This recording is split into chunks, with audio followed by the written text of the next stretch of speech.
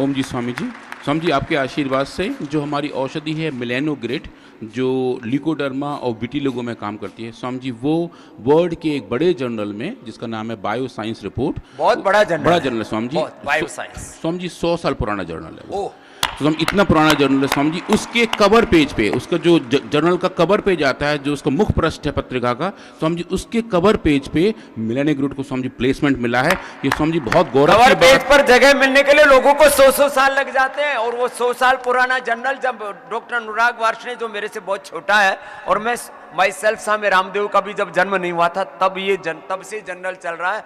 अब उसने भी योग को जगह दी है। अब सारी दुनिया योग को गौरव दे रही है। टाइम स्क्वायर जहां पर 1-1 इंच जगह करोड़ों रुपए की है, वहां 10 बाई 10 की जगह एक योगी को भी एक टांग पर खड़ा करके वृक्षासन में जगह दी है। मीन्स अब पूरी दुनिया मान रही है योग के गौरव को।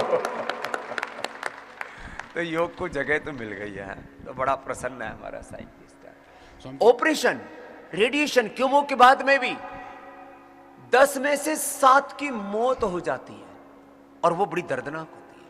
उनके लिए भी हमने सिस्टोग्रिड डायमंड, ओरोग्रिड बनाया है, और वर्ल्ड के रिसर्च पेपर्स ने भी अब ये मान लिया है पूरे साइंटिफिक पैरामीटर्स के साथ कि हमने कष्ट साध्य असाध्य तरह के कैंसर को, मल्टीपल मायोलोमा तक को भी अच्छा किया। एक बार उनके भी हौसले के लिए अभिनंदन कि वो कैंसर सर्वाइवल अब उसको भी जीतेंगे, लड़ेंगे, आगे बढ़ेंगे। कैंसर नहीं जीतेगा, मनुष्य में ताकत है। उनको भी बधाई, शुभकामनाएं, आशीर्वाद।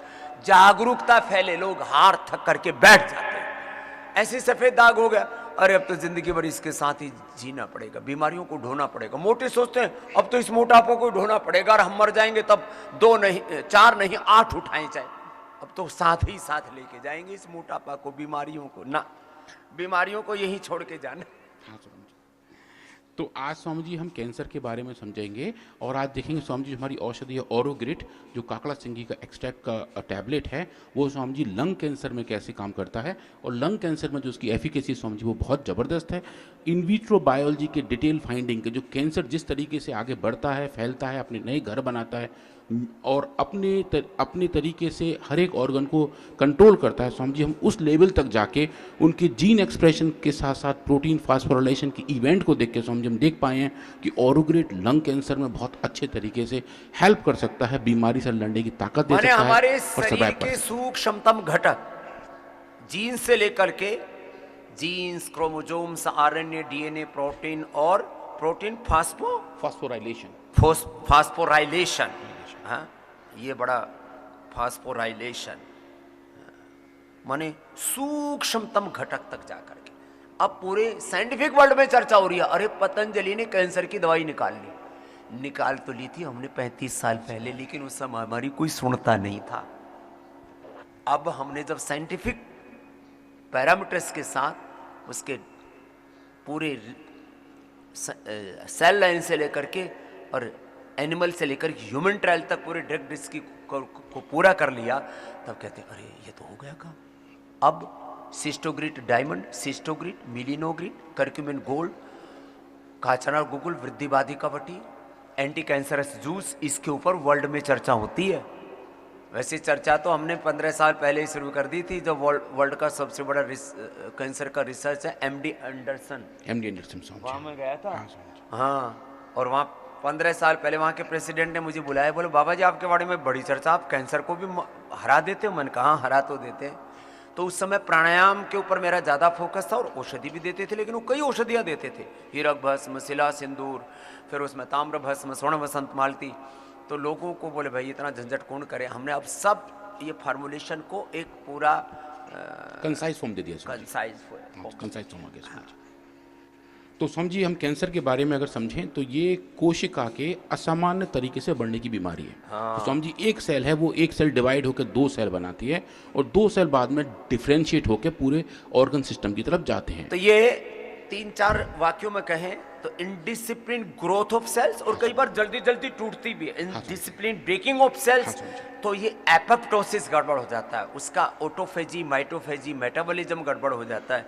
शरीर का जो जीवन चक्र है, जो काल चक्र है, जैसे मोदी जी कह रहे थे ना, राम मंदिर के प्राण प्रतिष्ठा में अब नए काल चक्र का में प्रवेश कर रहे हैं हम, तो जो हमारा काल चक्र और जीवन चक्र है सेल का, वो गड़बड़ हो जाता है। बिल्कुल स्वामी जी। और जो सेल का काल चक्र है स्वामी जी, उसको सेल साइकिल कहते हैं। और एक सेल को पता होता है कि उसको कब डिवाइड होना है, कब जाना है और कब अगले जीवन और उसका मोक्ष, जीवन का निर्माण और निर्वाण निर्धारित है।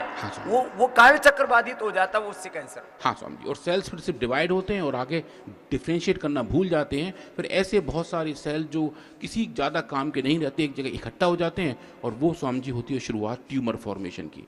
और वो जो ट्यूमर है लॉन्ग टर्म में स्वामी जी कैंसर में कन्वर्ट हो जाता है। तो बहुत सारे कैंसर्स हैं, उनमें ट्यूमर बनता है स्वामी जी। एक कैंसर जिसमें ट्यूमर नहीं बनता वो है ब्लड कैंसर, क्योंकि उसमें सेल सस्पेंशन में गोल गोल गोल गोल घूम रहे होते हैं। और स्वामी जी जब एक बार ये अपने इस किले को बना लेते हैं, तो उसके बाद स्वामी जी शरीर के और हिस्से में जा जाके अपने भाई बंधु बनाने तैयार कर देते हैं। उसको हम स्वामी जी फिर कहते हैं मैलिग्नेंट ट्यूमर्स, या उसके बाद उसको बोलते हैं मेटास्टेसिस, कि शरीर के और हिस्से में ऐसे कैंसर्स के नए नए अपने अपने टापू बनने शुरू हो जाते हैं स्वामी जी। भारत में लगभग स्वामी जी हर साल 1.25 करोड़ लोगों के नए कैंसर के मामले दर्ज किए जाते हैं। और स्वामी जी ये हमारा मानना है कि ये नंबर कम है, क्योंकि वास्तव में हमारे यहाँ डेटा रिकॉर्डिंग उस लेवल की नहीं होती जितने की होनी चाहिए। तो कई केसेस में तो डिटेक्शन नहीं होते, और कई केस में स्वामी जी उनकी रजिस्ट्री नहीं होती। अब स्वामी जी अब देखें स्क्रीन पर ये जो ब्लू कलर के आपको सेल्स दिखाई दे रहे हैं, ये स्वामी जी नॉर्मल सेल्स हैं जो आपको दिखाई दे रहे हैं। सेल्स एक को 2 में डिवाइड होता है, बाद में डिफ्रेंशिएट होकर एक ऑर्गन सिस्टम को तैयार कर लेता है। जो आप लाल रंग के देख रहे हैं स्वामी जी, ये सब कैंसर सेल्स हैं। ये एक तरीके से अनडिवाइडेड मास के तौर पे ग्रो होते रहते हैं। इनके न्यूक्लियस का स्ट्रक्चर थोड़ा सा ख़राब होता है, और अलग अलग तरीके से ये इस तरीके का क्लस्टर बन जाता है जहाँ सेलुलर बाउंड्री खत्म हो जाती है। और ये जो पूरा है स्वामी जी, यही ट्यूमर के बनने की शुरुआत हो जाती है। और अगर हम देखें कि जितने टाइप के कैंसर्स हैं उनमें कितने प्रोसेस हैं, कितने कितने ऑर्गन पे होते हैं, तो स्वामी जी दुनिया में सबसे ज़्यादा कैंसर जो लगभग 2020 तक देखा गया था स्वामी जी, वो ब्रेस्ट कैंसर था, और उसके बाद लंग कैंसर था।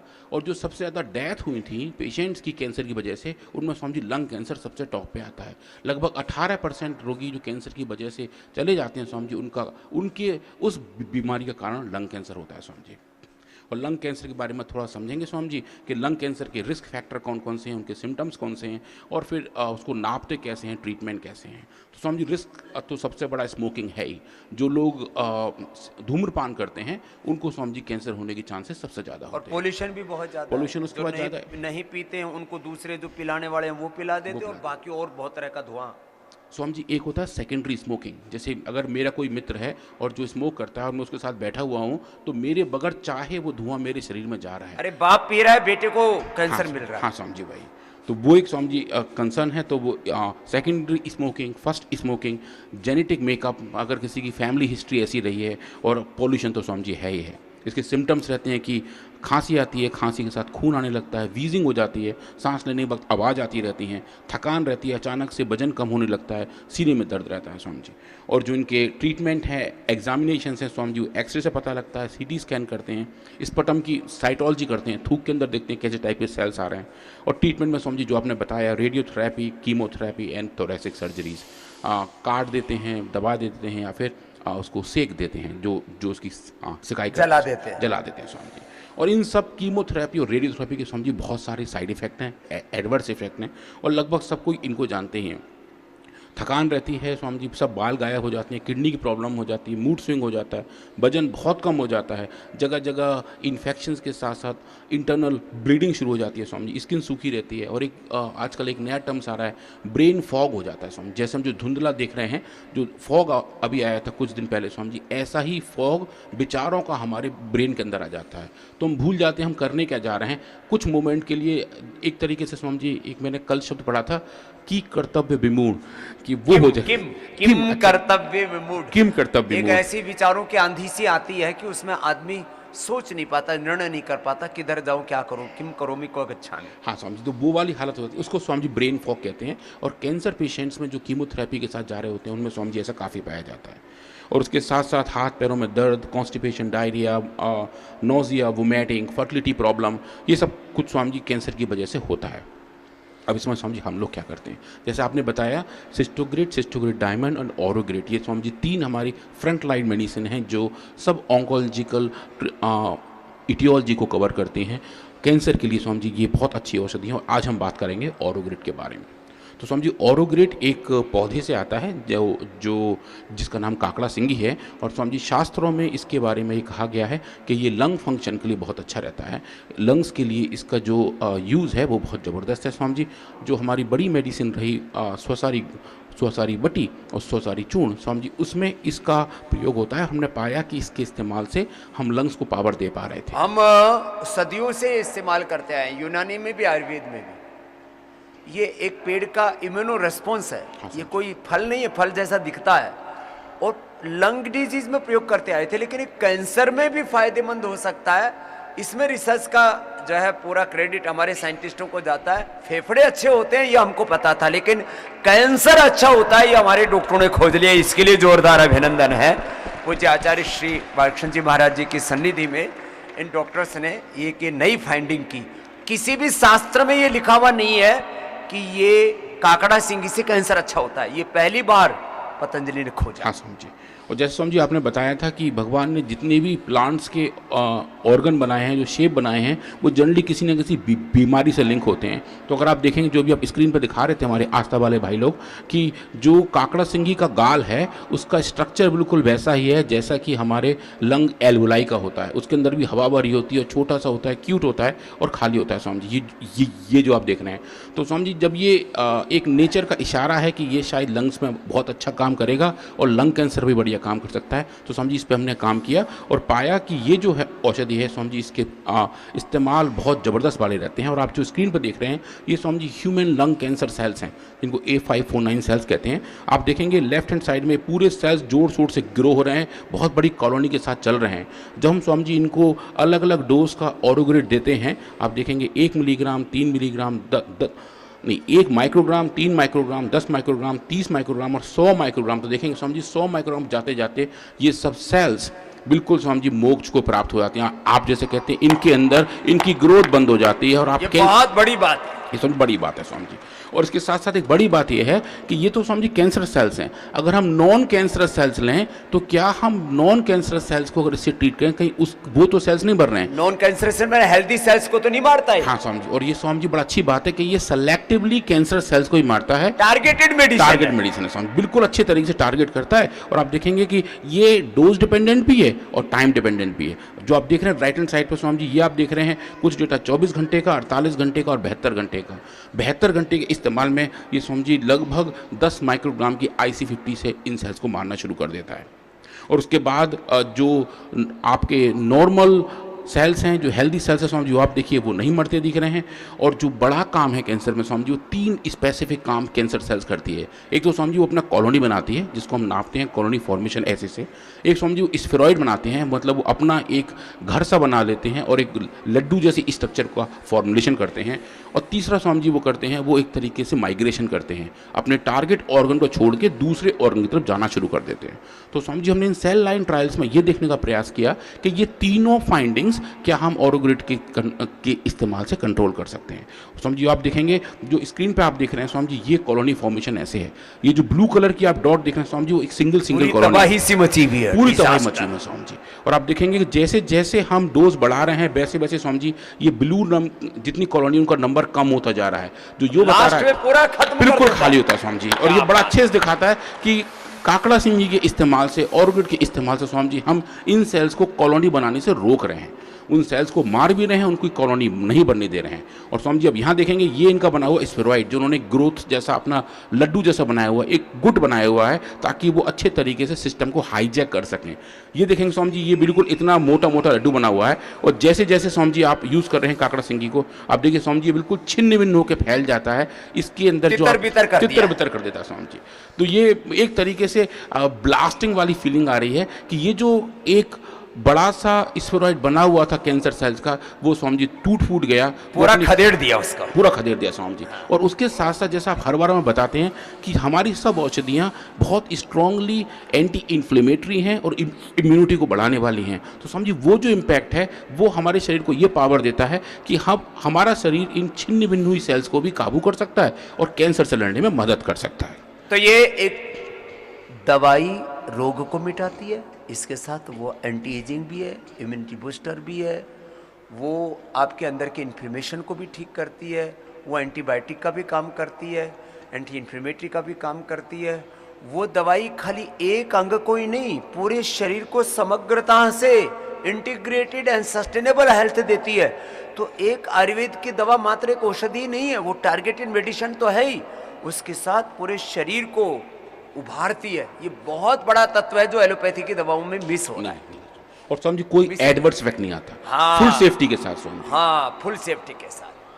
अब समझिए जो हम तीसरा पैरामीटर था कैंसर सेल्स का कि उनके माइग्रेशन के बारे में, जिसकी वजह से मेटास्टेसिस होता है। तो समझिए इसके लिए डॉक्टर सविता लोचब जी ने एक बहुत अच्छा एक्सपेरिमेंट किया। उन्होंने समझिए क्या किया कि उन्होंने सेल्स को इन कप में ग्रो किया, जो आप देख रहे हैं स्क्रीन पे। ये समझिए कुछ कप्स हैं जिसके अंदर सेल्स ग्रो किए, और इन कप को समझिए एक वेल के अंदर लटका दिया और देखा कि अगर ये जो कप है इसके बेस में समझिए जो मेम्ब्रेन है उसके थ्रू सेल्स पार कर सकते हैं। तो उन्होंने देखा कि अगर इनको कीमोटैक्सिस दी जाए तो कितनी सेल्स अपनी जगह छोड़ के दूसरी जगह जा रहे हैं। इसको समझिए माइग्रेशन कहते हैं। इनका विस्थापन देखते हैं। समझिए ये जो मूवमेंट है ये कैंसर सेल्स में बहुत ज़्यादा पाया जाता है। कैंसर सेल्स समझिए इस मामले में बहुत घुमक्कड़ होती है, वो जहाँ या जहाँ वो समझिए घूमती ही रहती हैं। तो वो उन सेल्स की घुमक्कड़ी को हमने नापा और देखा समझिए कि ये जो सिचुएशन है, आप देखिए ये पूरी इतने सारे सेल पॉपुलेशन है जो एक जगह से दूसरी जगह आ गए, जहाँ अभी अपने दूसरी जगह आते हैं और फिर अपना कुनबा, अपना कुटुंब, खानदान बढ़ाते हैं, दूसरे हेल्दी सेल्स को कैंसर सेल्स में कन्वर्ट कर देते हैं। उनको भी बहका देते हैं कि जैसे हम नहीं मर रहे, तुम भी हमारे साथ रक्त बीज की तरह अमर रहो और आगे बढ़ो। हाँ समझिए, तो वो जो रक्त बीज वाला काम है समझिए वो हमने देखने पाए कि ये जो सेल्स माइग्रेट हो रहे थे समझिए, जैसे जैसे हम डोज बढ़ा रहे हैं काकड़ा सिंगी की, आप देखेंगे समझिए इनका माइग्रेशन भी बिल्कुल लास्ट में उतर के नीचे बिल्कुल बंद हो जाता है। समझिए जो आप राइट हैंड साइड में देख पा रहे हैं, जो हरे रंग के बार हैं वो दिखा रहे हैं कि ये सेल्स, इनका माइग्रेशन डोज डिपेंडेंटली समझिए कम हो रहा है। और ये एक बड़ी बात है। ये जो आप यहाँ देख रहे हैं समझिए राइट हैंड साइड, आप देखेंगे बिल्कुल उतर के वह नीचे आ गए कि इन सेल्स का माइग्रेशन बिल्कुल बंद हो गया। तो ये सेल्स मर रहे थे, अपनी नई कॉलोनी नहीं बना पा रहे थे, इनके स्पोराइड फूट रहे थे, उसके साथ साथ समझिए इनका माइग्रेशन भी कंट्रोल हो रहा था। अब ये ऐसा हो रहा है तो समझिए हो कैसे रहा है, इसका कार्यकारी सिद्धांत क्या है, इसका मोड ऑफ एक्शन क्या है। तो समझिए जितने भी सिंथेटिक वर्ड की दवा हैं वो समझिए स्पेसिफिक पाथवे को एक्टिवेट करने का प्रयास करती हैं, समझिए जिसको हम एपोप्टोसिस कहते हैं। मतलब हर एक सेल का एक टाइम है कि कब उसको जाना है। जैसे आपने बताया अभी कि एक सेल साइकिल है, एक काल चक्र है, उस काल चक्र के अंदर हर एक सेल को जाना होता है, उसका निर्माण आना होता है। तो समझिए उस कंडीशन में ये जो कैंसर सेल है समझिए भूल जाती है इनको जाना कब है। ये पैदा तो हो जाते हैं, फिर समझिए बहुत दिन तक सिस्टम में पड़े रहते हैं। तो समझिए हमने ये देखने का प्रयास किया कि क्या हम एपोप्टोसिस को इन सेल्स के अंदर वापस ला सकते हैं। भूल भुलैया हाँ, वो भूल भुलैया को ठीक कर। हाँ बिल्कुल समझिए, क्योंकि वो भूल गए थे कि उनको कब जाना है, उनकी याददाश्त एक तरीके से खराब हो गई थी। समझिए हम ऑरोग्रिड के इस्तेमाल से उन सेल्स को वापस याद दिलाते हैं कि आपके जाने की घड़ी ये है। सेल मेमोरी समझिए उनको, उनकी जो पूरा प्रोसेस है एपोप्टोसिस का समझिए वो अच्छे से उन्हें इंड्यूस कर पाते हैं। तो आप देखेंगे समझिए स्क्रीन पर देख रहे हैं, ये आप देखिए कि जैसे जैसे हम ऑरोग्रिड का लेवल बढ़ा रहे हैं वैसे वैसे समझिए कि सेल्स के अंदर इनका न्यूक्लियस फ्रेगमेंटेशन होना शुरू हो जाता है, सेल्स फटने लगते हैं और एपोप्टोसिस के जो हॉल मार्क है समझिए वो होने लगते हैं, जो ये इंडिकेट करते हैं कि पूरा प्रोसेस जो नॉर्मल काल चक्र था पूरा सेल साइकिल का, समझिए इसको हम कंट्रोल कर पाते हैं। अब ये हो रहा है तो समझिए किस प्रोटीन की वजह से हो रहा है, इसकी भी समझिए एक तरीके से सिग्नलिंग प्रोसेस है, वो पूरा एक चेन बना होता है समझिए। तो उन इवेंट्स को हमने देखा और पाया कि जो एपोप्टोसिस के दो बड़े मार्कर हैं, एक समझिए होता है प्रोटीन जिसका नाम है पार्प, वो समझिए क्लीव हो जाता है, बीच में से कट जाता है और तब एपोप्टोसिस शुरू होती है। तो समझिए हमने देखा कि जब हम काकड़ा सिंगी देते हैं, आप देखेंगे ये स्क्रीन पर समझिए ये जो सी पार्प का लेवल हम देख रहे हैं वेस्टर्न ब्लॉट के थ्रू, नॉर्मल समझिए इसका लेवल बिल्कुल नहीं है, पर जैसे हम ऑरोग्रिड दे रहे हैं समझिए अब देखेंगे इनका लेवल बढ़ता जा रहा है, जो ये बता रहा है कि पार्प का अंदर कटना शुरू हो गया, वो एक प्रोटीन लेवल पे पूरे प्रोसेस को कंट्रोल करता हुआ दिख रहा होता है। और इसके साथ साथ जो इस पूरे कार्यक्रम के एक्टिवेटर हैं समझिए उसको बोलते हैं कैस्पेज, एक एंजाइम है समझिए जो सिर्फ और सिर्फ एपोप्टोसिस के दौरान ही एक्टिवेट होता है। और हमने पाया कि समझिए जब हम ऑरोग्रिड को ट्रीट करते हैं तो समझिए कैस्पेस का लेवल भी डोज डिपेंडेंट तरीके से बढ़ता दिखाई देता होगा। ये जो ब्लैक कलर के आपको बैंड दिखाई दे रहे हैं ये समझिए प्रोटीन का लेवल है जो हमने इन सेल्स के अंदर नापा है और एक स्पेसिफिक एंटीबॉडी का इस्तेमाल किया है जो सिर्फ सी कैस्पेस को अटैक करती है। और आप देखेंगे समझिए वो एंटीबॉडी जाके बताती है कि ये प्रोटीन उस सेल के अंदर कितनी मात्रा में थे।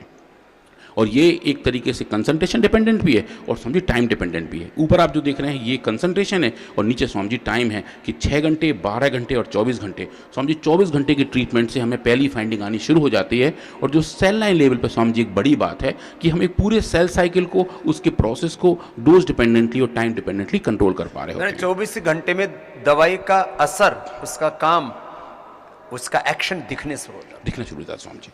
और उसके बाद फिर हमने देखा स्वामी जी कि ये जो पूरी फाइंडिंग है क्या वो रिएक्टिव ऑक्सीजन स्पीसीज के थ्रू है। तो समझिए ये एक स्कूल ऑफ थॉट है कि जो कैंसर बायोलॉजिस्ट है वो मानते हैं कि या तो हम एपोप्टोसिस के थ्रू जा रहे होते हैं या हम रिएक्टिव ऑक्सीजन स्पीसीज को मॉडिफाई कर रहे होते हैं।